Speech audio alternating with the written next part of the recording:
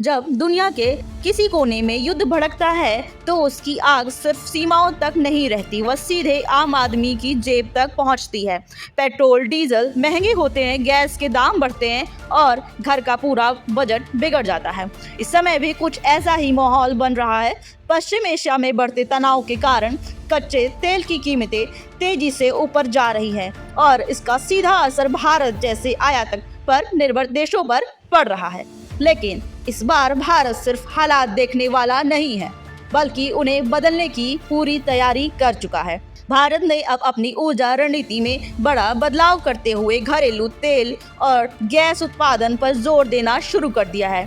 इस मिशन की कमान देश की सबसे बड़ी तेल company oil and natural gas corporation को दी गई है, जिसे सरकार ने व्यापक स्तर पर एक्सप्लोरेशन के लिए लगभग खुली छूट दे दी है।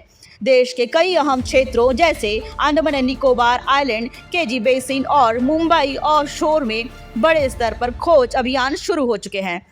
लेकिन सबसे बड़ा कदम है 46 नए ब्लॉक्स को एक साथ ऑयल एंड गैस एक्सप्लोरेशन के लिए खोलना। भारत के इतिहास में यह पहली बार है जब इतने बड़े पैमाने पर यह मंजूरी दी गई है। इस तेजी के पीछे मुख्य कारण है मिडिल ईस्ट में बढ़ता तनाव, जिसके चलते तेल की कीमतें $150 प्रति बैरल तक पहुंचने की आशंका जताई जा रही है। भारत अपनी जरूरत का 80% से अधिक तेल आयात करता है, जिस पर हर दिन अरबों रुपए खर्च होते हैं। ऐसे में यदि देश को अपने ही समुद्र में तेल मिल जाता है तो यह सिर्फ आर्थिक नहीं बल्कि रणनीतिक बदलाव होगा। इसी लक्ष्य के साथ भारत ने एक महत्वाकांक्षी मिशन शुरू किया है, जिसे अनौपचारिक तौर पर समुद्र मंथन 2.0 कहा जा रहा है। इस मिशन के तहत पहली बार देश अल्ट्रा डीप वाटर ड्रिलिंग करेगा, जिसकी गहराई 3000 मीटर से अधिक होगी। यह तकनीकी रूप से चुनौतीपूर्ण, महंगा और जोखिम भरा है, लेकिन इसकी सफलता भारत की ऊर्जा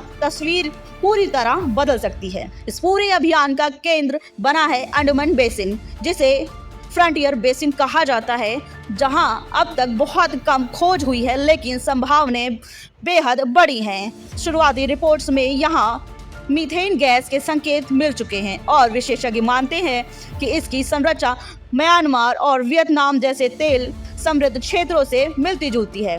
oil and natural gas corporation ने इस मिशन के लिए करीब $20 अरब का निवेश प्लान तैयार किया है, जो भारत के इतिहास की सबसे बड़ी ड्रिलिंग परियोजनाओं में से एक माना जा रहा है। इसके लिए ग्लोबल टेंडर जारी किए जा रहे हैं और दुनिया की बड़ी कंपनियां इसमें लगभग भाग लेने के लिए उत्सुक हैं। इस मिशन में अंतर्राष्ट्रीय सहयोग भी देखने को मिल रहा है। Abu Dhabi national oil company जैसी कंपनियां जिनके पास अल्ट्रा डीप ड्रिलिंग का अनुभव है, इस परियोजना में भागीदारी कर रही हैं। सरकार ने एक और अहम फैसला लेते हुए अंडमान में के कई नो गो जोन को भी खोलने का निर्णय लिया है। पहले ये क्षेत्र सुरक्षा कारणों से प्रतिबंधित थे, लेकिन अब इन्हें एक्सप्लोरेशन के लिए उपलब्ध कराया जा रहा है। यह क्षेत्र रणनीतिक रूप से भी बेहद महत्वपूर्ण है, क्योंकि यहीं से भारत स्ट्रेट ऑफ मलक्का जैसे वैश्विक समुद्री मार्गों पर नजर रखता है। अगर इस मिशन में सफलता मिलती है और इन 46 कुओं में पर्याप्त तेल गैस मिल जाता है, तो भारत की तस्वीर पूरी तरह बदल सकती है।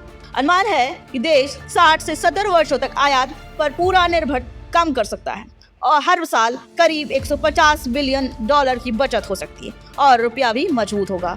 लेकिन यह सिर्फ आर्थिक कहानी नहीं, यह भारत की रणनीतिक ताकत बढ़ने की भी कहानी है। अंडमान की भौगोलिक स्थिति भारत को इंडो पैसिफिक क्षेत्र में मजबूत पकड़ बनाने का मौका देती है।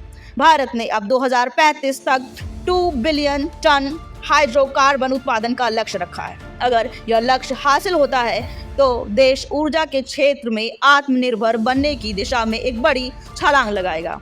सवाल यही है कि भारत इस समुद्र मंथन में सफलता हासिल कर पाएगा या एक महंगा सपना बनकर रह जाएगा। नमस्कार।